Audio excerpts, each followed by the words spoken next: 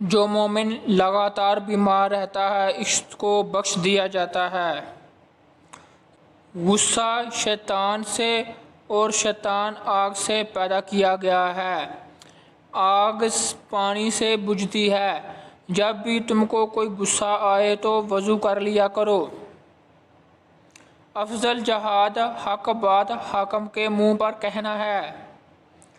جس شخص کو یہ پسند ہو کہ اس کی عمر دراز ہو، اس کے رزق میں اضافہ ہو، تو اسے چاہیے کہ اپنے والدین کے ساتھ نیک سلوک کرے اور ان پر صلح رحمی کرے۔ کسی شخص کے دل میں ایمان اور حسد اکٹھے نہیں رہ سکتے۔ 3 آدمی ایسے ہیں جنہیں اللہ تعالیٰ روز قیامت نہیں دیکھے گا: والدین کا نافرمان، مستقل، شراب پینے والا، احسان جتانے والا۔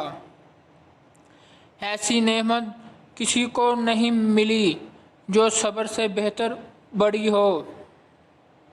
ایماندار وہ ہے جس سے لوگ اپنے مال اور جان محفوظ سمجھیں۔